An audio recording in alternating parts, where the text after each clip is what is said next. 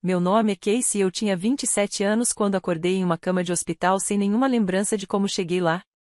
Tudo que me lembro é da dor aguda de uma chave de fenda perfurando meu ombro e do som dos meus pais rindo enquanto eu sangrava no chão do meu quarto. A família deve protegê-lo, não traí-lo. Aquela noite mudou tudo para mim, e a justiça que se seguiu chocou a todos, inclusive a mim. Enfrentar a traição da própria família é a dor mais difícil de superar. Se você já se sentiu sozinho cercado por parentes que deveriam protegê-lo, compartilhe sua experiência nos comentários abaixo.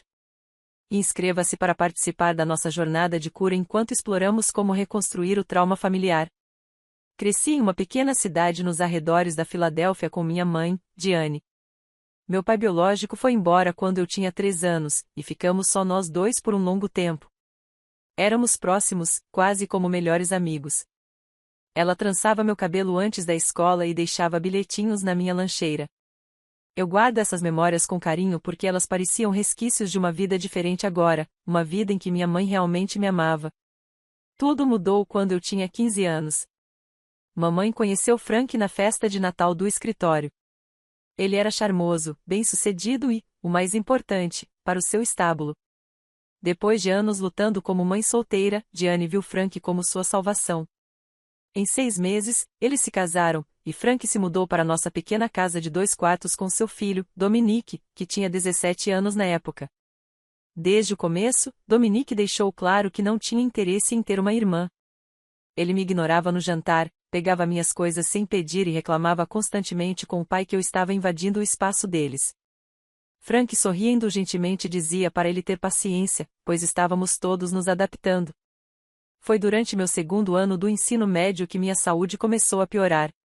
Começou com uma fadiga extrema que o sono não conseguia curar, seguida por dores nas articulações que dificultavam a aula de educação física e os exercícios, além de um sofrimento silencioso.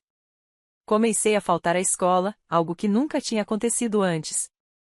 Depois de 3 meses, 5 consultas médicas e inúmeros exames de sangue, fui diagnosticado com uma doença autoimune que atacou meu tecido conjuntivo. A médica, uma mulher gentil chamada Dra. Johnson, explicou que a doença era rara e que haveria dias bons e dias ruins. Ela prescreveu medicamentos e sugeriu ajustes no estilo de vida. Minha mãe pareceu preocupada no começo. Ela me levou às consultas e ficou sabendo da minha condição. Mas, à medida que as semanas se transformavam em meses, sua atitude mudou. As contas médicas se acumularam e Frank começou a fazer comentários. Tem certeza de que ela precisa mesmo de todos esses medicamentos? Ele perguntava à minha mãe quando achavam que eu estava dormindo. Os adolescentes estão sempre cansados.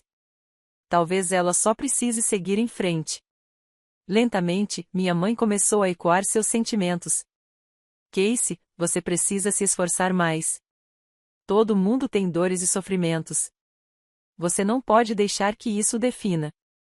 Quando completei 18 anos, minha mãe deixou de ser minha defensora e passou a ser alguém que via minha doença como um inconveniente. Frank foi mais direto em seu ceticismo. Quando eu tinha a sua idade, ele dizia, durante o jantar, trabalhei em 2 empregos e ainda joguei futebol americano universitário. É tudo uma questão de resistência mental. Dominique, agora com 19 anos, e fazendo aulas na faculdade comunitária local, era o pior. Ele me imitava quando eu estremecia de dor, emitindo gemidos dramáticos quando eu tomava meus remédios.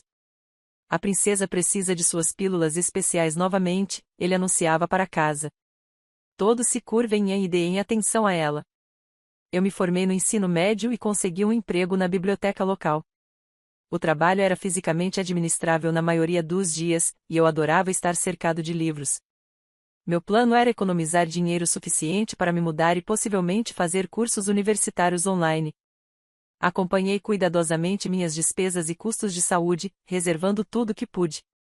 A única pessoa que realmente entendeu o que eu estava passando foi minha amiga Alice. Nós nos conhecíamos desde o ensino fundamental, e ela nunca questionou a realidade da minha dor. Ela me trazia livros da livraria onde trabalhava quando eu estava doente demais para sair de casa. Às vezes, ela me levava para consultas quando minha mãe dizia estar muito ocupada. Você merece coisa melhor, Casey, Alice me dizia. Eles tratam você como se estivesse inventando isso. Tentei manter a esperança de que minha situação familiar melhoraria, de que um dia minha mãe se livraria de qualquer feitiço que Frank tivesse lançado sobre ela e se tornaria minha protetora novamente. Eu queria acreditar que Frank acabaria percebendo que minha condição era real ou que Dominique amadureceria além de seu pequeno ressentimento. Mas, à medida que meu aniversário de 25 anos se aproximava, eu ainda morava em casa, ainda trabalhava na biblioteca, ainda sofria manipulação sobre minha saúde e ainda tentava economizar dinheiro suficiente para escapar. O sonho de liberdade parecia estar cada vez mais distante a cada mês que passava. O Dr. Johnson continuou sendo meu aliado fiel. Durante uma consulta particularmente difícil após uma crise grave, ela segurou minha mão e disse algo que nunca esquecerei. Casey, sua condição é real. Sua dor é real, e a maneira como sua família está tratando você não é aceitável. É negligência médica e está piorando sua condição. Assenti, com lágrimas escorrendo pelo meu rosto quando alguém com autoridade finalmente validou o que eu vinha sentindo há anos. Você já pensou em se mudar? Ela sugeriu que sair desse ambiente pode realmente melhorar seus sintomas. Estou tentando, respondi.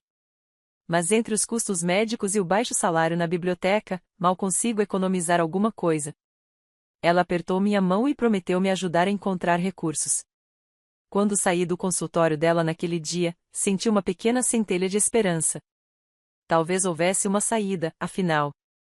Quando completei 26 anos, qualquer instinto maternal que minha mãe possuía havia desaparecido completamente.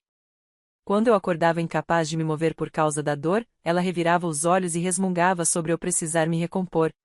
Nenhuma vez nos últimos 3 anos ela me acompanhou a uma consulta médica. Frank levou as coisas um passo adiante. Certa noite, durante o jantar, ele mencionou casualmente que havia me removido do seu plano de saúde. Você é um adulto agora, Casey.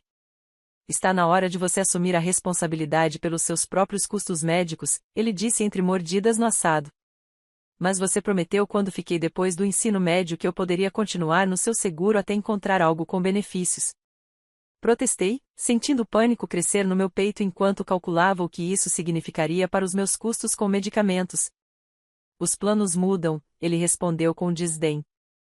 Dominique precisa de ajuda com suas mensalidades neste semestre. Minha mãe não disse nada, apenas continuou comendo como se a conversa não estivesse acontecendo. O silêncio dela doeu mais que as palavras de Frank. Naquela noite, liguei para todas as seguradoras que consegui encontrar, apenas para descobrir que meus prêmios mensais seriam mais da metade do meu salário de bibliotecário. Eu teria que escolher entre medicamentos e aluguel se eu me mudasse. A situação com Dominique tornou-se cada vez mais hostil. Ele tinha agora 28 anos, ainda morava em casa e trabalhava na seguradora do pai.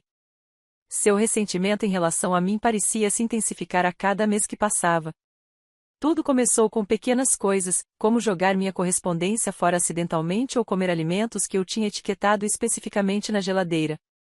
Então, um dia, percebi que o frasco do meu remédio estava mais claro do que deveria. Contei os comprimidos 3 vezes para ter certeza de que faltavam 10.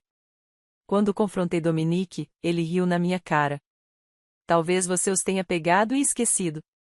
A perda de memória não é um dos seus muitos supostos sintomas?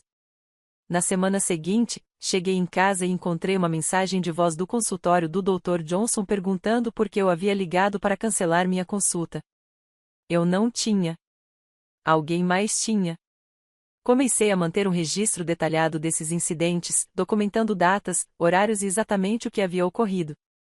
Instalei um pequeno cofre no meu armário para guardar meus medicamentos e documentos importantes. Alice sugeriu que eu instalasse uma câmera no meu quarto, mas a ideia de ser pego com ela me aterrorizava. Frank deixou claro que, como eu morava na casa dele, não tinha direito à privacidade. Minha saúde continuou a piorar. Sem acesso consistente à minha medicação, minhas crises se tornaram mais frequentes e graves. Eu me arrastava para o trabalho, apoiando meu corpo no balcão de circulação, sorrindo apesar da dor que parecia vidro moído em minhas articulações. A senhora Peterson, a bibliotecária-chefe, que sempre foi gentil comigo, me chamou em seu escritório em uma tarde chuvosa de terça-feira. Casey, valorizo sua ética de trabalho e sua contribuição para a nossa equipe. Ela começou com uma voz gentil, mas firme. Mas suas ausências estão afetando nossa capacidade de servir a comunidade. Tenho sido o mais flexível que posso, mas preciso de alguém com quem possa contar. Concordei com as lágrimas, que brotaram quando percebi o que estava por vir. Sinto muito, mas tenho que deixar você ir. Posso fornecer uma referência para cargos futuros que possam atender melhor às suas necessidades de saúde. Naquela noite, fiquei sentado no meu carro, no estacionamento da biblioteca, por 2 horas, sem conseguir encarar a ideia de voltar para casa e contar à minha família que havia perdido meu emprego. Quando finalmente fiz isso, as reações deles foram exatamente como eu esperava. Bem, eles aguentaram isso por mais tempo do que a maioria dos lugares, comentou Frank. Talvez esse seja o chamado para acordar que você precisa, acrescentou minha mãe. Você não pode esperar que os empregadores resolvam seus problemas constantes. Dominique deu um sorriso irônico do sofá. Conheço um cara que vende cartazes de deficientes, caso você queira realmente se comprometer com a questão da invalidez. Na manhã seguinte, liguei para Alice chorando. Não sei o que fazer. Não tenho emprego, nem plano de saúde, e minha família acha que estou fingindo tudo. Venha morar comigo, ela disse sem hesitar. Meu colega de quarto acabou de se mudar e preciso de alguém para dividir o aluguel. De qualquer forma, pela primeira vez em meses, senti um vislumbre de esperança. Mas quando comecei a pesquisar o que precisaria para o pedido de aluguel, me deparei com um outro obstáculo. Eu não tinha recibos de pagamento recentes, nem histórico de aluguel, e minhas economias tinham diminuído para menos de $1.000 depois de pagar os medicamentos do meu bolso. Pior ainda, descobri que rumores sobre mim estavam se espalhando pela nossa pequena cidade. Dominique dizia às pessoas que eu era viciado em analgésicos e que tinha sido demitido por roubar da biblioteca. Antigos conhecidos atravessavam a rua para evitar falar comigo. Somente Alice permaneceu firme. Em desespero, tentei falar com minha mãe uma última vez. Esperei até que Frank e Dominique estivessem assistindo a um jogo de futebol e assentei à mesa da cozinha. Mãe, eu disse, com a voz embargada. Você se lembra de quando eu era pequeno e você procurava monstros embaixo da minha cama? Você prometeu que sempre me protegeria. Ela olhou fixamente para sua caneca de café, recusando-se a me olhar nos olhos. Preciso que você me proteja agora. Este não é mais um lugar seguro para mim. Dominique está mexendo na minha medicação. Frank cortou meu seguro. Estou ficando mais doente e ninguém acredita em mim. Por um momento, pensei ter visto um vislumbre da mãe que conheci. Mas então ela se levantou. Você precisa parar de culpar os outros pelos seus problemas, Casey. Frank lhe deu um teto sobre sua cabeça durante anos. Dominique está construindo uma carreira enquanto você dá desculpas. Estou cansado do drama. Ela saiu da cozinha, deixando-me sozinho à mesa. Naquela noite, ouvi-a dizer a Frank que eu estava agindo mal de novo, e ele respondeu ameaçando que, se eu não me endireitasse, ele seria forçado a me pedir para ir embora. As paredes estavam se fechando. Eu não tinha emprego, nenhum sistema de apoio além de Alice, minha saúde estava debilitada e eu tinha uma família que havia se tornado minha pior inimiga. Comecei a dormir com a porta do meu quarto trancada e uma cadeira apoiada sob a maçaneta, pulando a cada som da noite. Na quinta-feira, 10 de março, exatamente uma semana depois de perder meu emprego na biblioteca, notei algo que me fez gelar o sangue. O pequeno cofre onde eu guardava meu fundo de emergência, cerca de $800 em dinheiro que eu estava economizando para o aluguel do primeiro e do último mês, era um pouco confuso. Corri para abri-lo, sabendo que encontraria. O dinheiro tinha sumido, todo ele. Eu soube imediatamente quem tinha pegado. Dominique estava reclamando que precisava consertar seu carro e, de repente, ontem, ele anunciou no jantar que seu carro estava consertado. O momento era perfeito demais para ser uma coincidência. Apesar de todos os meus instintos me dizerem para ficar quieto, para não causar problemas, eu estava desesperado. Aquele dinheiro representava a minha única chance de fuga. Esperei até o jantar naquela noite, quando todos estavam presentes. Preciso discutir algo importante, eu disse, com a voz mais firme do que me sentia. Alguém roubou o dinheiro do meu quarto. $800 que estou economizando. Frank mal levantou os olhos do prato.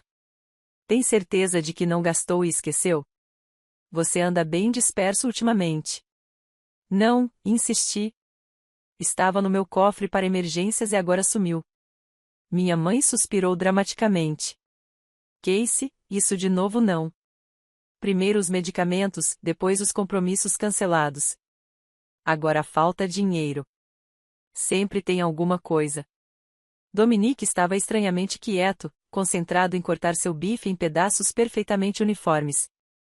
Seu silêncio confirmou minha suspeita. Dominique, eu disse diretamente.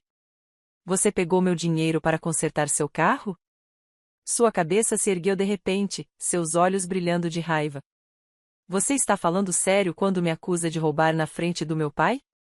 Frank largou o garfo com um estrondo. Já chega, Casey. Dominique trabalha duro para ganhar dinheiro, diferentemente de algumas pessoas nesta mesa. Não vou deixar você fazer acusações absurdas sem provas. Mas meu dinheiro acabou. E de repente seu carro está consertado. Não estou inventando isso. É isso. Frank levantou a cadeira, arrastando-a no chão. Estou farto da sua paranoia e da sua necessidade constante de criar drama. Dominique é meu filho e ele não é um ladrão. Se você não consegue viver em paz nesta casa, talvez seja a hora de encontrar outro lugar para ficar. Minha mãe permaneceu em silêncio, olhando para o prato. Ela não olhou para mim nenhuma vez. Depois do jantar, voltei para o meu quarto e tranquei a porta. Em poucos minutos, ouviu-se uma batida suave. Por um momento, esperei que fosse minha mãe vindo se desculpar, ou pelo menos me ouvir. Em vez disso, quando abri a porta, Dominique estava lá com um sorriso irônico que me fez arrepiar. Você realmente não deveria ter feito isso, ele sussurrou alto o suficiente para eu ouvir. Fazer acusações como essa pode ser perigoso. Você está me ameaçando? Perguntei, tentando não deixar minha voz tremer. Só estou dizendo que você está em uma situação delicada por aqui. Papai está farto da sua atuação de vítima. Se algo acontecesse com você, em quem você acha que acreditariam? No filho trabalhador ou na filha louca que inventa doenças para chamar atenção? Bati a porta na cara dele e deslizei para o chão, com o coração batendo forte. Com as mãos trêmulas, peguei meu telefone e gravei um memorando de voz relatando cada palavra da conversa enquanto ainda estava fresca. Enviei a gravação para Alice com uma mensagem, só para garantir, caso algo aconteça. A ameaça de Dominique me deixou abalado. Passei uma hora pesquisando linhas diretas de denúncias de violência doméstica e finalmente criei coragem para ligar para uma. A mulher do outro lado da linha foi gentil, mas não muito prestativa. Como Dominique ainda não tinha me machucado fisicamente e eu já era adulta, não havia muito que eles pudessem fazer. Ela sugeriu documentar tudo e fazer um plano para sair em segurança. Naquela noite, fui tomar minha dose noturna de remédio e notei que os comprimidos pareciam um pouco diferentes. A cor era um tom mais claro que o normal. Examinei-os atentamente sob a luminária da minha mesa e notei pequenas inconsistências na impressão. Com horror crescente, percebi que elas tinham sido substituídas por outra coisa. Eu não sabia o que eram, mas não eram minha receita. Minhas mãos tremiam enquanto eu as jogava no vaso sanitário. Sem minha medicação, eu sabia que uma crise seria inevitável, mas era melhor do que tomar pílulas desconhecidas que Dominique provavelmente havia adulterado. Liguei para o número pessoal da Dra. Johnson, que ela me deu para emergências. Casey, isso é mais do que preocupante, ela disse depois que expliquei a situação. O que você está descrevendo é abuso e negligência médica. Estou preocupado com sua segurança. O que devo fazer? Perguntei, com a voz quase sussurrada, enquanto me encolhia no armário para não ser ouvida. Você precisa sair daquela casa o mais rápido possível. O estresse por si só está agravando sua condição, sem mencionar a adulteração da medicação. Você tem algum lugar seguro para ir? Pensei na oferta de Alice. Sim, uma amiga disse que eu poderia ficar com ela. Então vá, Casey. Como seu médico, estou lhe dizendo que este ambiente é perigoso para sua saúde. Como alguém que se importa com você, estou preocupado com o que pode acontecer se você ficar. Depois de desligar, mandei uma mensagem para Alice. Ainda posso aceitar sua oferta? As coisas estão piores. Preciso sair. A resposta dela foi imediata. Claro. Você pode vir neste fim de semana? Eu vou ajudar você a se mudar. Pela primeira vez em semanas, senti uma sensação de alívio. Eu tinha um plano. Só mais 2 dias nesta casa e então poderei escapar. Comecei a catalogar mentalmente o que levaria comigo, o que poderia ser embalado discretamente sem alertar minha família. Apenas roupas essenciais, documentos importantes e medicamentos. Todo o resto poderia ser substituído. Enquanto estava deitado na cama naquela noite, com os músculos doloridos devido ao estresse e à falta de medicação adequada, permiti-me imaginar uma nova vida. Um lugar onde eu não fosse constantemente questionado e menosprezado. Um lugar onde eu pudesse me concentrar na cura em vez da sobrevivência. Só mais 2 dias, eu disse a mim mesmo. Só mais 2 dias. A sexta-feira passou em um turbilhão de ansiedade e preparação. Eu trabalhava metodicamente, preparando uma pequena bolsa sempre que a casa estava vazia e escondendo-a no fundo do meu armário. Reuni minha certidão de nascimento, cartão de previdência social e registros médicos, guardando-os em uma pasta que eu mantinha comigo o tempo todo. Liguei para Alice durante o horário de almoço para finalizar nossos planos. Ela vinha com seu carro no sábado à tarde, enquanto Frank estava jogando golfe e Dominique estava na casa de um amigo assistindo a um torneio de basquete. Quando a noite chegou, senti uma estranha mistura de terror e esperança.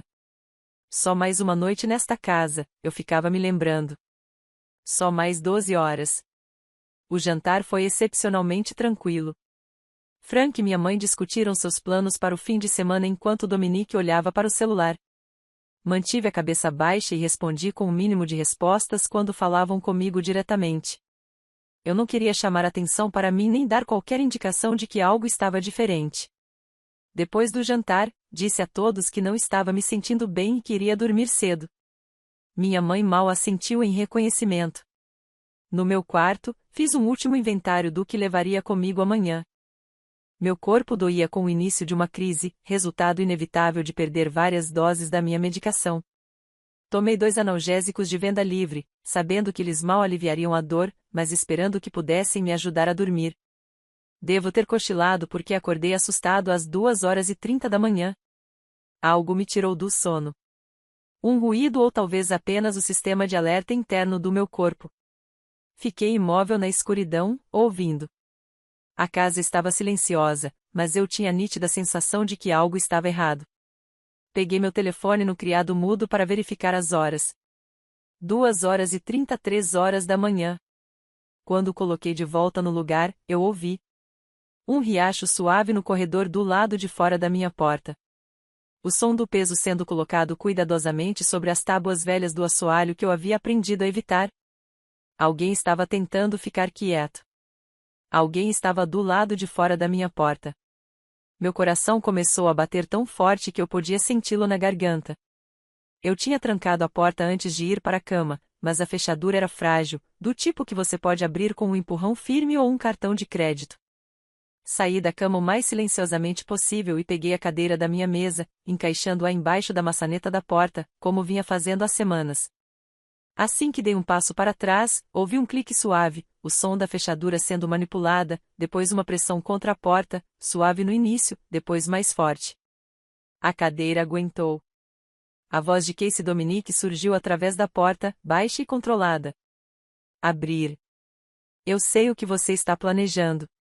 Fiquei congelado no lugar, sem ousar respirar. Vi suas mensagens de texto no backup na nuvem. Você acha que é muito inteligente, mas esqueceu que temos uma conta familiar. Meu sangue gelou. Eu tinha me esquecido completamente do armazenamento em nuvem compartilhado que Frank havia criado anos atrás, insistindo que economizaria dinheiro se todos nós usássemos a mesma conta. Casey, abra a porta, senão eu vou acordar, pai. Minha mente estava a mil. Se Frank se envolvesse, ele ficaria do lado de Dominique. Ele sempre fez isso. E se descobrissem que eu estava planejando ir embora, poderiam me impedir de ir amanhã. Essa era a minha única chance. Relutantemente, removi a cadeira. Assim que a maçaneta foi liberada, a porta se abriu. Dominique estava parado na porta mal iluminada, ainda vestido com as roupas que usará no jantar. Seus olhos estavam arregalados e alertas. Ele não estava aqui porque tinha acabado de descobrir meus planos. Ele ficou esperando, mordendo o tempo até que todos estivessem dormindo.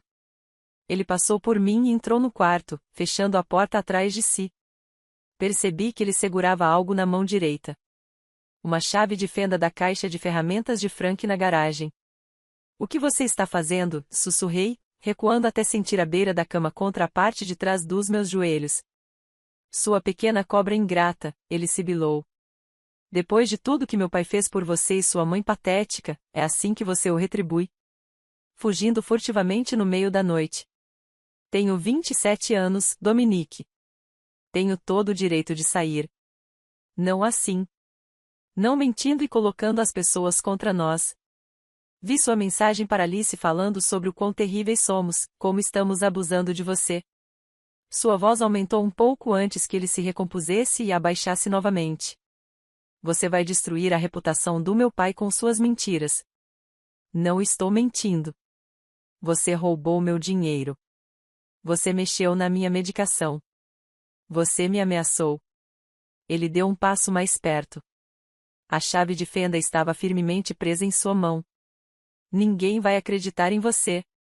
Ninguém nunca faz isso. Você é a garota que grita lobo, a caçadora de atenção com uma doença misteriosa que só age quando você quer simpatia. Olhei para o meu telefone no criado mudo, calculando se conseguiria alcançá-lo antes que ele me parasse. Como se estivesse lendo meus pensamentos, Dominique se lançou para frente e o agarrou. Devolva isso, exigi, estendendo a mão para pegá-lo. O que aconteceu depois foi tão rápido que meu cérebro mal conseguiu processar. Quando peguei meu telefone, Dominique levantou a outra mão, aquela que segurava a chave de fenda. Vi um clarão de metal na penumbra e então senti uma explosão de dor no meu ombro esquerdo. A chave de fenda perfurou minha pele, penetrando profundamente no músculo. Eu gritei um som arrancado do mais profundo de mim, cheio de choque e agonia.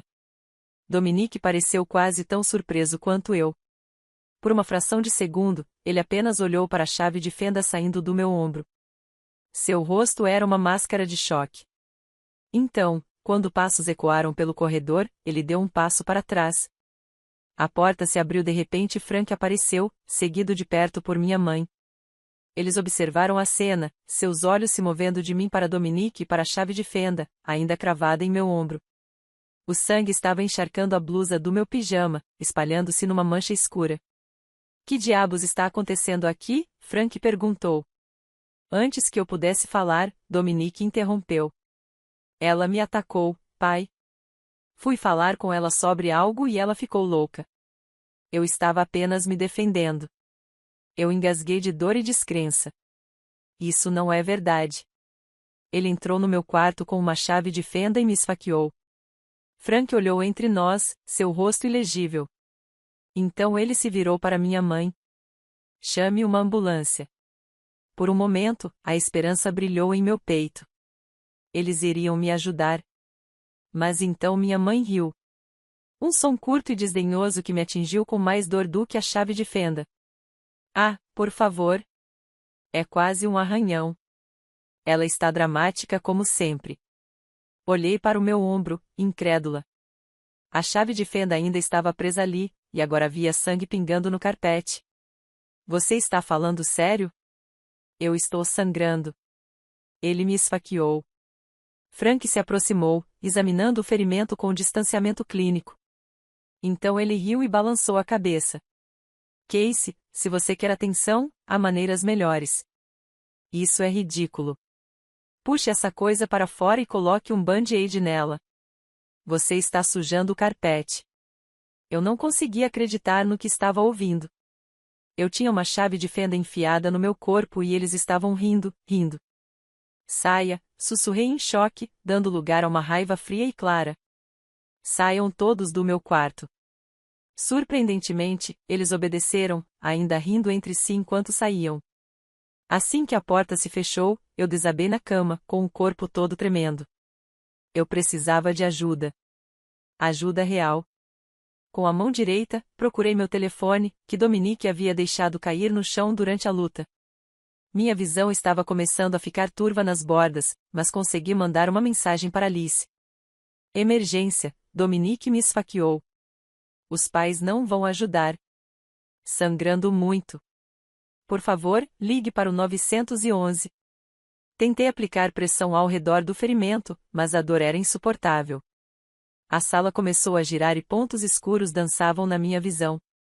Achei que ouvi meu telefone tocar com uma resposta, mas não consegui me concentrar o suficiente para ler. A última coisa de que me lembro antes de perder a consciência foi a sensação quente e pegajosa do sangue acumulando-se sob mim nos lençóis da cama e o som distante das sirenes. Acordei com o som rítmico dos bips das máquinas do hospital e o cheiro estéril do desinfetante. Por um momento, não consegui me lembrar de como cheguei ali ou porque meu ombro parecia estar pegando fogo. Então tudo voltou à tona. Dominique, a chave de fenda, o sangue, meus pais rindo.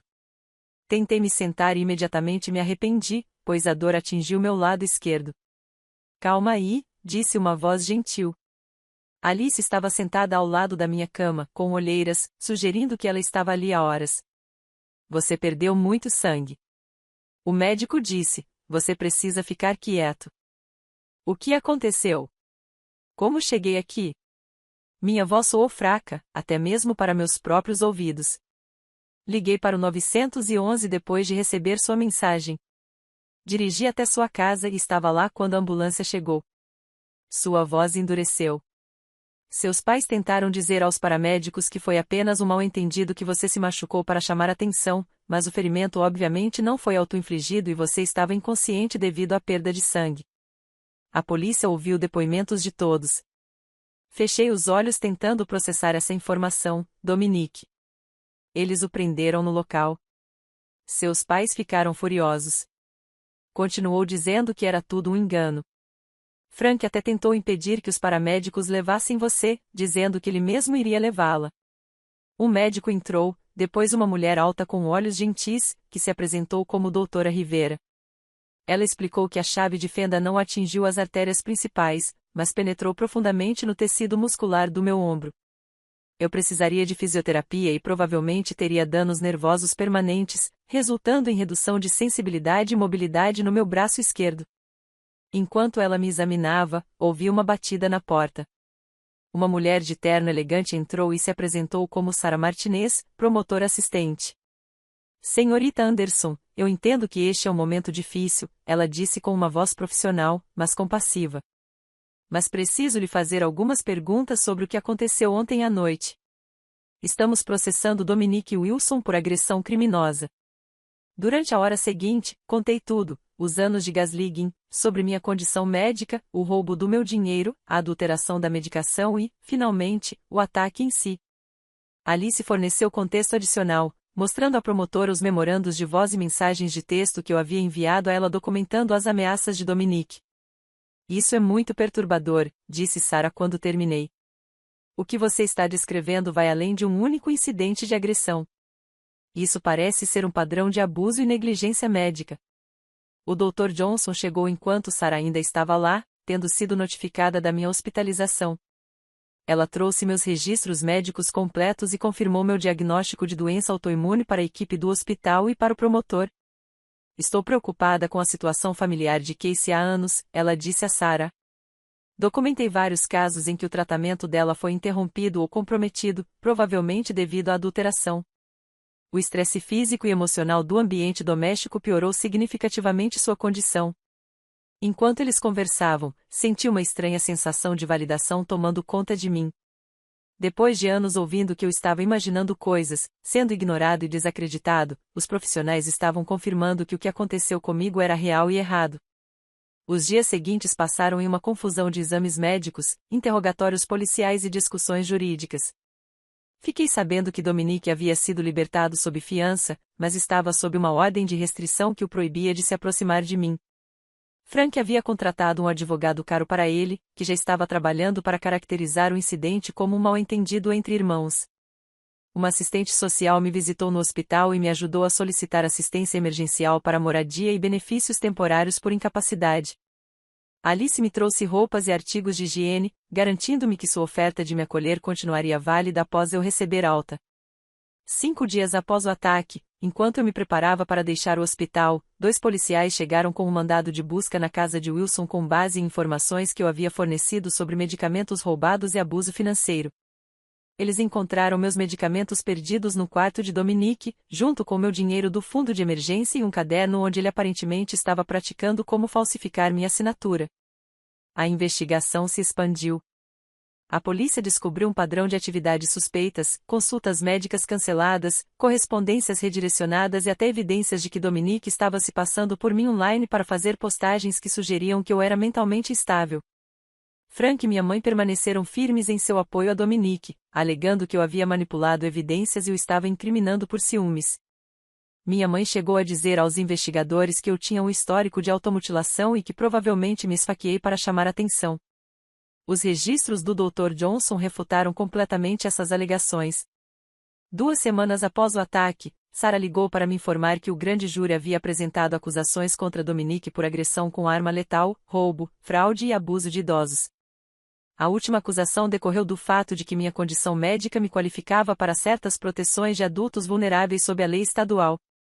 Eles estão oferecendo um acordo judicial, explicou Sarah. Mas não recomendo tomá-lo. As evidências contra ele são fortes, e acredito que podemos garantir uma condenação no julgamento que resultaria em uma pena de prisão significativa. Hesitei, dividida entre querer que aquilo acabasse e precisar de justiça. Terei que testemunhar e enfrentá-lo no tribunal? Sim, ela admitiu. Mas nós iremos prepará-lo completamente, e você terá um sistema de apoio lá. Não se trata apenas de punição, Casey. Trata-se de estabelecer um precedente de que o que aconteceu com você não é aceitável e garantir que isso não aconteça com você ou com qualquer outra pessoa novamente. Depois de uma longa pausa, tomei minha decisão. Eu vou testemunhar. Já fiquei em silêncio por muito tempo. O julgamento estava marcado para o início de junho, quase 3 meses após o ataque. Nesse meio tempo, fui morar com Alice, comecei fisioterapia intensiva para meu ombro e comecei a consultar um terapeuta especializado em traumas familiares. Pela primeira vez em anos, tive cuidados médicos consistentes e estava tomando meus medicamentos conforme prescrito. A diferença na minha saúde física foi notável, confirmando o que o médico suspeitava há muito tempo: o estresse e a negligência médica em casa estavam agravando significativamente meus sintomas. À medida que a data do julgamento se aproximava, minha ansiedade aumentava. Apesar das garantias de Sarah e da minha equipe de apoio, a ideia de enfrentar Dominique, Frank e minha mãe no tribunal me aterrorizava. Meus pesadelos mostravam seus rostos sorridentes enquanto eu sangrava no chão do meu quarto. A manhã do julgamento chegou com uma forte sensação de pavor. Alice me levou ao tribunal onde conhecemos Sarah. Ela me informou uma última vez sobre o que esperar. Lembre-se, diga apenas a verdade. Responda as perguntas diretamente, se não souber de algo, diga. O advogado de defesa tentará te irritar, mas eu me oporei a qualquer coisa inapropriada. O tribunal era menor do que eu imaginava, mas ainda assim intimidador com seus painéis de madeira escura e atmosfera formal. Enquanto eu era levado ao banco das testemunhas, vislumbrei Dominique sentado à mesa da defesa.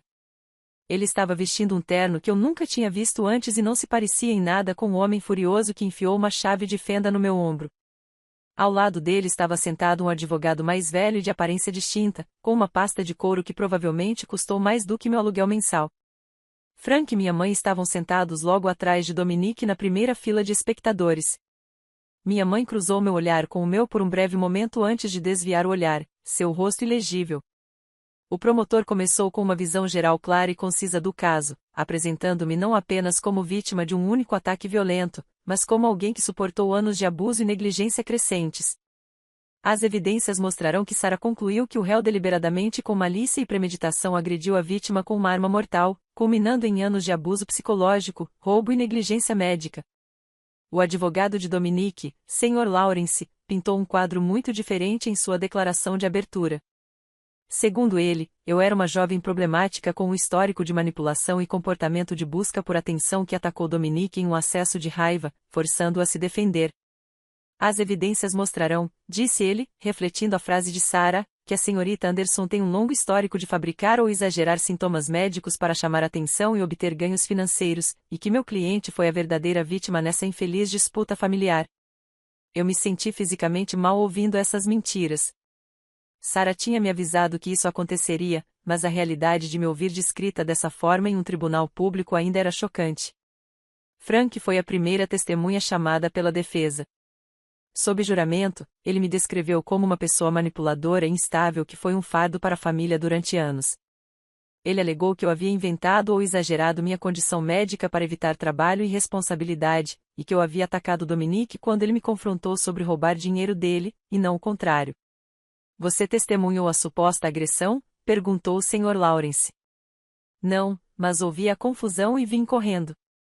Casey claramente atacou Dominique. Na luta, ela foi acidentalmente ferida. E qual foi sua reação quando viu o ferimento dela?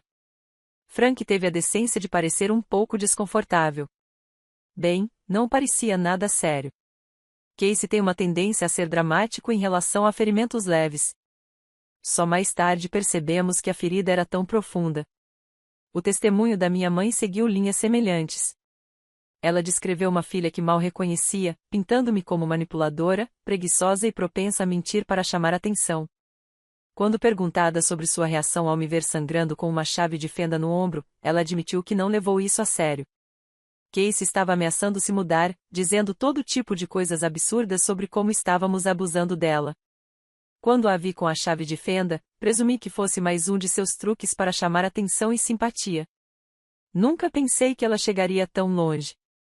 O interrogatório de Sarah foi meticuloso.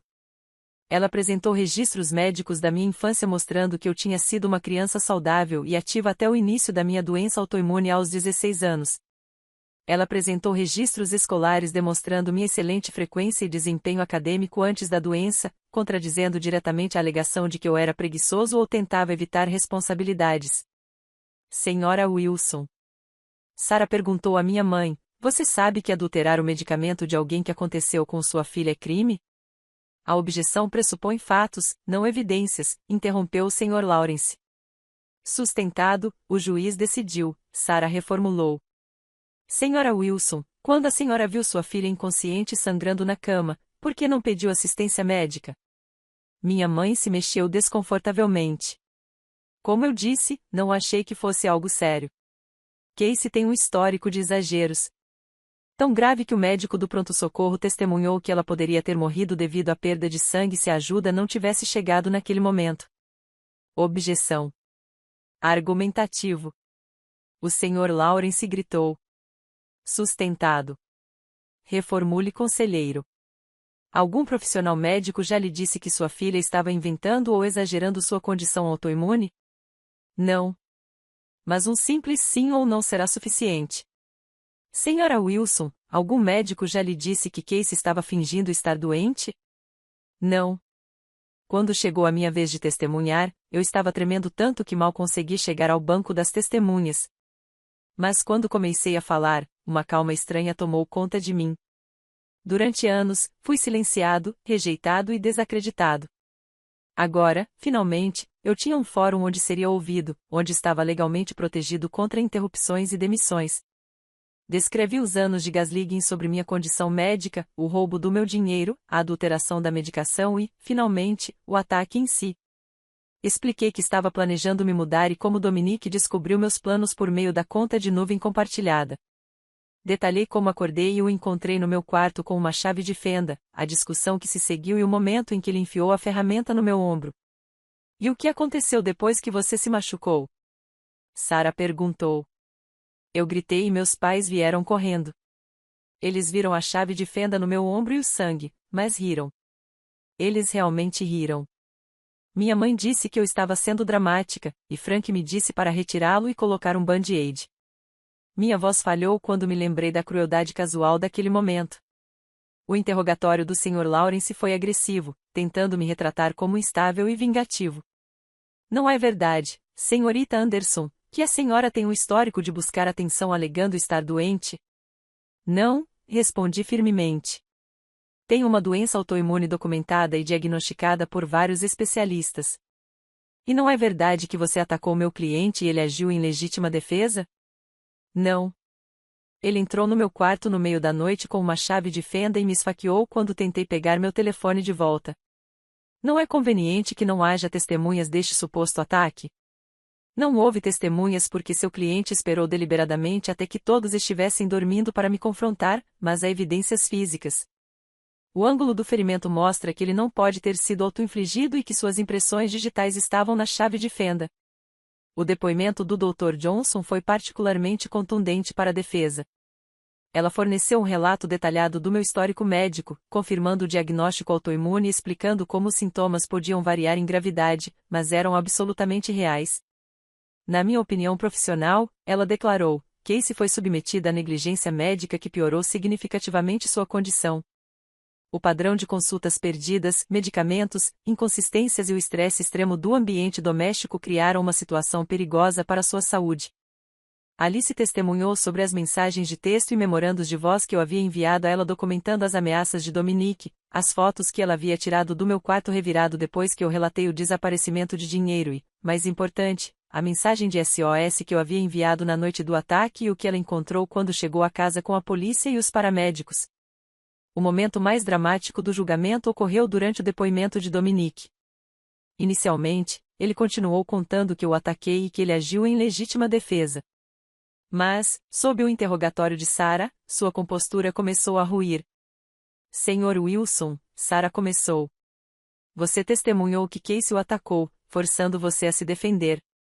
No entanto, o legista afirmou que o ângulo do ferimento era consistente com um movimento de facada para baixo de alguém que estava sobre a vítima, não um movimento defensivo. Como você explica essa discrepância? Ela veio até mim e eu reagi, ele insistiu. Com uma chave de fenda que você levou para o quarto dela às 3 horas da manhã. Eu estava usando mais cedo para consertar algo às 3 horas da manhã. O que você estava consertando no meio da noite que exigiu uma chave de fenda? O rosto de Dominique ficou vermelho de raiva. Olha, ela estava planejando ir embora e espalhar mentiras sobre nós. Eu só queria falar com ela com uma chave de fenda na mão. Isso não parece alguém que só quer conversar. Senhor Wilson, o senhor não entende. Ela ia estragar tudo. Ela ia contar às pessoas que abusamos dela, que roubamos dela. E você roubou dela? O advogado de Dominique se levantou de um pulo. Objeção. Mas Dominique já estava respondendo à sua voz, levantando-se. Não foi roubo, meu pai pagou por tudo naquela casa. Aquele dinheiro era tanto meu quanto dela. Um murmúrio percorreu o tribunal. Sarah aproveitou sua vantagem. Então você pegou o dinheiro dela. Ela não merecia isso. Ela não contribuiu em nada. Reclamava o tempo todo da doença falsa que ela demonstrava enquanto meu pai trabalhava para sustentá-la e cuidar de seus medicamentos. Você mexeu nisso também? O Sr. Lawrence estava praticamente gritando agora. Objeção, meritíssimo. Meu cliente está sendo importunado. Mas Dominique estava fora de controle. Anos de ressentimento e sentimento de direito transbordando dele. Ela não precisava desses medicamentos. Ela estava fingindo para chamar atenção. Eu estava fazendo um favor a ela, tentando fazê-la ver que não precisava mais fingir. O tribunal ficou em silêncio. Em sua fúria, Dominique tinha acabado de confessar exatamente do que era acusado. Seu advogado pareceu chocado. Frank e minha mãe ficaram paralisados em choque. O júri deliberou por menos de 2 horas antes de retornar com um veredicto de culpado em todas as acusações. Enquanto as 4 mulheres liam o veredito, senti um peso saindo dos meus ombros. Pela primeira vez em anos, fui ouvido e acreditado. A juíza Lewis, uma mulher mais velha e severa, com cabelos grisalhos e olhos penetrantes, dirigiu-se a Dominique antes de proferir a sentença. Senhor Wilson, suas ações refletem um padrão perturbador de crueldade deliberada contra um membro vulnerável da família. Você não apenas agrediu a senhorita Anderson com uma arma mortal, mas também prejudicou sistematicamente sua saúde e bem-estar por um longo período. Este tribunal não pode ignorar tal malícia calculada. Ela o sentenciou a 8 anos de prisão, com direito à liberdade condicional após 5 anos, condicionada à conclusão de programas de treinamento de controle da raiva e empatia. Mas o momento mais poderoso veio quando a juíza Lewis voltou sua atenção para Frank e minha mãe. Embora vocês não estejam sendo julgados hoje, as evidências apresentadas deixam claro que vocês dois falharam em seu dever mais básico de proteger o membro vulnerável de sua família. Sua rejeição à senhorita Present, a condição médica documentada de Anderson e sua reação ao vê-la gravemente ferida foram francamente terríveis. Estou encaminhando este caso aos serviços de proteção ao adulto para investigação adicional de negligência médica. O tribunal ficou em silêncio absoluto enquanto ela continuava. Senhorita Anderson, este tribunal reconhece a coragem que você teve para se apresentar. Ninguém deveria ter que lutar tanto para que acreditem em sua própria experiência de vida. Espero que o veredito de hoje lhe traga alguma paz e vingança. Quando saí do tribunal naquele dia, estava cercado por Alice e Dr. Johnson e pelos defensores das vítimas que me apoiaram durante o julgamento. Eu me sentia exausto e liberto. A verdade finalmente foi dita, ouvida e oficialmente reconhecida. O que quer que acontecesse depois, eu enfrentaria isso como alguém que recuperou sua voz e sua verdade. 6 meses após o julgamento, minha vida havia se transformado de maneiras que eu jamais poderia imaginar. Eu morava em um apartamento pequeno, mas ensolarado, de um quarto, que eu dividia com ninguém além de uma gatinha resgatada chamada Luna. O apartamento ficava no primeiro andar de um prédio com elevador, e as acomodações foram úteis durante meus surtos. Meu ombro estava tão bem quanto era de se esperar. Eu havia recuperado a maior parte da minha mobilidade por meio de fisioterapia, embora certos movimentos ainda causassem dor, e eu tinha uma área de dormência que os médicos disseram que provavelmente seria permanente. A cicatriz ainda estava vermelha e irritada, mas estava desaparecendo aos poucos a cada mês. Com a orientação do Dr. Johnson, estabeleci um plano de tratamento consistente para minha condição autoimune. Pela primeira vez em anos, eu estava tomando os medicamentos corretos, nos horários certos, sem interferência ou sabotagem. A melhora dos meus sintomas foi notável. Eu ainda tinha dias ruins, mas eles eram cada vez menos frequentes, e eu havia desenvolvido estratégias para administrá-los de forma eficaz. O julgamento criminal foi seguido por um processo civil que resultou em um acordo que me proporcionou dinheiro suficiente para cobrir minhas despesas médicas e complementar minha renda enquanto eu reconstruía minha vida. Eu encontrei um emprego de meio período em uma livraria independente de propriedade de uma mulher que entendia de doenças crônicas porque sua irmã tinha lúpus. Ela me permitiu horários flexíveis e a possibilidade de trabalhar em casa nos meus dias ruins. Meu terapeuta, Dr. Ramírez, foi inestimável em me ajudar a processar o trauma do ataque e dos anos de gaslighting que o precederam. Em uma sessão particularmente inovadora, ela me ajudou a entender que eu estava sofrendo uma forma de abuso doméstico chamada abuso médico, em que a condição de saúde de uma pessoa é usada contra ela como um meio de controle e manipulação. O que aconteceu com você não foi culpa sua, Casey, ela me lembrava com frequência. Você não merecia isso. Você não causou isso. E você não poderia ter evitado isso. Lentamente, comecei a acreditar nela. Alice continuou sendo minha amiga fiel, embora nosso relacionamento tenha evoluído à medida que me tornei mais independente. Tínhamos jantares semanais onde falávamos sobre tudo, exceto sobre o meu drama familiar, um limite que eu havia estabelecido para garantir que nossa amizade não fosse definida pelo meu trauma. Eu também entrei para um grupo de apoio para sobreviventes de abuso familiar. A primeira vez que compartilhei minha história, fiquei apavorada e certa de que esses estranhos duvidariam de mim, assim como minha família. Em vez disso, fui recebido com acenos de compreensão, palavras de apoio e histórias semelhantes. Foi nesse grupo que comecei a realmente entender que não estava sozinho, que a traição familiar era uma ferida que muitas pessoas carregavam e que a cura era possível. Numa tarde chuvosa de terça-feira, enquanto eu organizava uma nova exposição de romances de mistério na livraria, meu telefone tocou com um número desconhecido. Contra meu melhor julgamento, respondi: Casey, sou eu. A voz da minha mãe me assustou. Não nos falávamos desde o julgamento, 6 meses antes. O que você quer? Perguntei, minha voz mais firme do que eu me sentia. Tenho pensado muito sobre tudo, sobre o que aconteceu, sobre o que o juiz disse. Ela fez uma pausa e eu pude ouvi-la respirar fundo. Eu queria te dizer que sinto muito. Eu deveria ter protegido você. Eu deveria ter acreditado em você. Não respondi imediatamente. O pedido de desculpas que eu antes desejava desesperadamente agora parecia vazio, vindo tão tarde depois de tanto dano ter sido causado. Casey, você ainda está aí? Estou aqui, respondi. Eu simplesmente não sei o que você espera que eu diga. Nada. Você não precisa dizer nada. Eu só queria que você soubesse que agora reconheço o quanto eu estava errado. Frank e eu nos separamos. Estou em terapia. Estou tentando entender como pude falhar com você tão completamente. Uma parte de mim queria reagir, exigir saber por que foi preciso uma agressão violenta em um julgamento criminal para que ela visse o que deveria ser óbvio.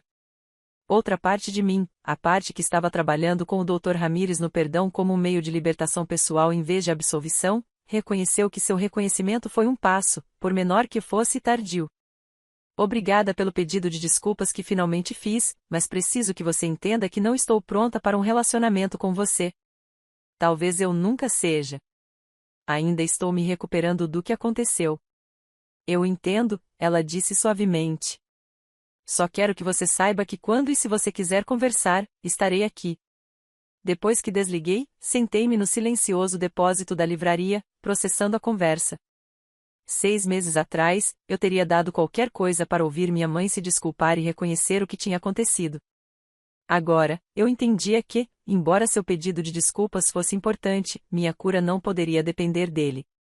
Eu havia encontrado meu próprio caminho, construído meu próprio sistema de apoio e estava aprendendo a confiar em minha própria experiência sem precisar de validação externa.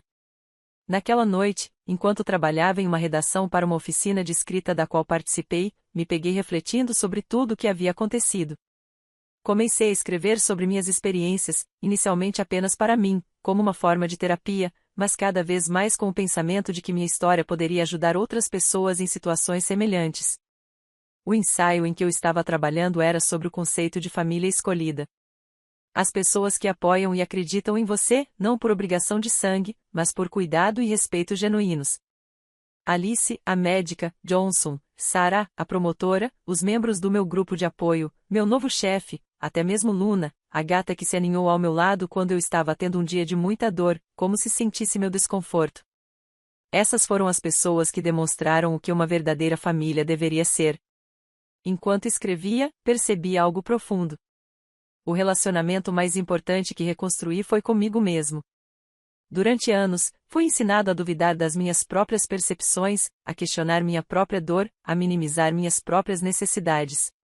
O maior ato de rebelião foi aprender a confiar em mim mesma novamente para honrar minhas experiências e defender meu próprio bem-estar. As cicatrizes do que aconteceu sempre estarão comigo, tanto as visíveis no meu ombro quanto as invisíveis na minha psique. Mas as cicatrizes eram evidências da sobrevivência do corpo e da notável capacidade de cura do espírito. Mesmo depois de ferimentos terríveis, eles foram uma prova da minha resiliência, não da minha vitimização. Naquela noite, enquanto eu estava sentado na janela, observando a chuva, com Luna ronronando suavemente ao meu lado, senti uma sensação de paz que antes parecia impossível. A jornada de cura não foi linear, e ainda assim tive dias difíceis. Mas eu estava seguindo em frente nos meus próprios termos, resgatando minha história, um dia de cada vez. A chave de fenda que deveria me silenciar se tornou o catalisador para encontrar minha voz. No final, esse foi o veredito mais poderoso de todos. Você já teve que reconstruir a confiança em si mesmo depois que outros fizeram você duvidar da sua própria realidade? Compartilhe sua experiência nos comentários abaixo. Sua história pode ser exatamente o que alguém precisa ouvir hoje. E se você encontrou valor na minha jornada, curta este vídeo, inscreva-se no canal e compartilhe com alguém que precisa saber que não está sozinho. Obrigado por ouvir e lembre-se, a cura não é sobre apagar o passado, mas sobre criar um futuro onde essas feridas não o definem mais.